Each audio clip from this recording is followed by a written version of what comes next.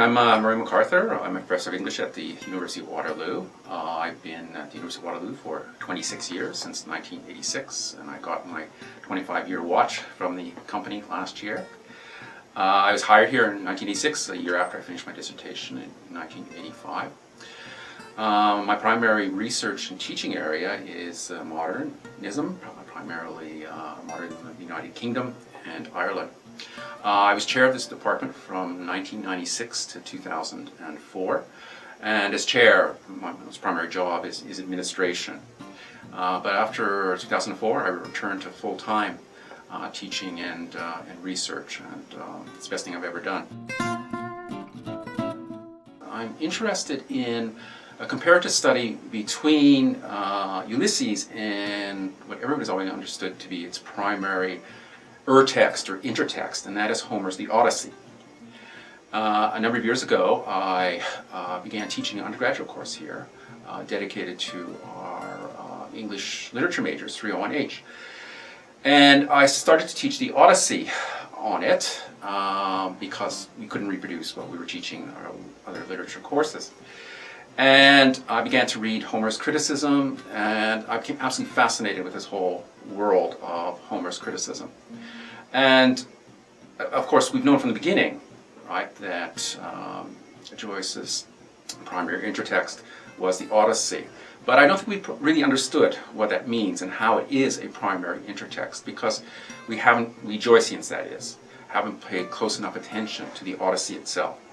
And so for the last 6 or 7 years, I've been reading the Odyssey and reading Homer's criticism. And so just last month, I was at a conference, the biannual International James Joyce Ulysses, which is being held in Dublin again this year. And my conference paper was about this issue of the comparative study of the Odyssey and Ulysses. And I used as my primary example the Circe episodes in both texts. And everyone I think knows about Circe. She's the enchantress who turns men into swine and things like that. But she does a lot more in both texts. She's extremely important to the narrative itself and to the whole issue of narration in the Odyssey, because the Odyssey was originally an oral poem, and so it was narrated by bards centuries before writing. And it was probably written down, one of the first texts written down in the 8th century BCE. But okay, that was my point of comparison. What I was trying to show was it's no longer sufficient, in a certain sense, just to make parallels between plots between the two texts. No, both texts are, in fact, about their making. They're about the genetics of the text, how the oral poet has to improvise the text every time he's asked, sitting around the large room, right, in the Greek palaces, etc. Every night when he was called upon to narrate it, he had to improvise. So Circe's all about narrative improvisation and about the structure of narrative. And so I tried to show how that might be a way to actually make a comparatist parallel between Circe in the Odyssey and Circe episode in Ulysses, which is episode 15, the longest and most difficult one by far, twice as long as any other of the other 17 episodes, there's 18 altogether, and 10 times as long as the early episodes. The Circe episodes in the Odyssey are just as long and just as imposing in both texts.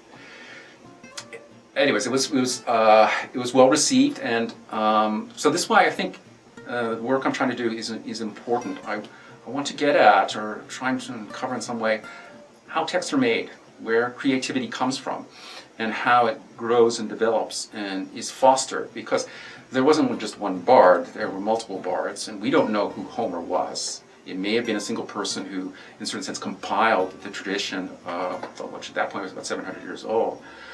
But nonetheless, it was a cooperative enterprise, and so was Ulysses a cooperative enterprise. Joyce always said that, and he was always drawing on the people around him and other authors, and sending his manuscript chapters or episodes out to people like Ezra Pound and T.S. Eliot, etc. So that's what I'm interested in. So we were staying in Dublin and a place called Smithfield Markets, which is right near the Liffey on the North Bank. And I knew that it was basically right across the Liffey from the house in which James Joyce set his most famous short story, The Dead, the last story in Dubliners. And so we arrived on the Saturday, and so on the Sunday morning, I went over with my daughter, who's a PhD student at University of Toronto, to see the house, and then we were going to go and continue on to central Dublin, etc. But so we were standing there, a young woman came out, and so I just said, "Can we go in there?" And she said, "Just a minute." And she went down to a car, and then she came back and she said, "Come on in." So we went in, and I immediately recognized it, the front hall and the stairway. John Huston, the famous American film director, the last film he made was The Dead. He had primarily made the film in California, but he had sent over his film crews to shoot the exteriors and interiors of this house. And so most of the famous scenes in the film, John Huston's film The Dead, are entirely based upon that house. So I was immediately captivated by this. There's a famous scene in the film when Angela Huston, right, who's John Huston's daughter, who's playing Greta Conroy, and she comes down the stairs, which were in the front hallway, and she is hearing a song being sung, and this reminds her of something, and then reminds her of a memory, which triggers the major plot line at the end of The Dead, etc. But she stands there, framed by the stained glass windows, okay, which are behind her, and that's the scene which we had in front of us. And so I got my daughter to go stand up in the place of Angelica Huston, and took a picture of her, and then she got me to go up and stand in the place of Angelica Huston, and took a picture of me, etc. Then the new owner of the house, and this is what I'd heard about the house, a man named Brendan Kilty came out and caught us taking pictures on the stairway. And so he began telling us about the house. And he's a lawyer, an amateur historian. He has just purchased the house. And so we in fact spent the whole afternoon with him.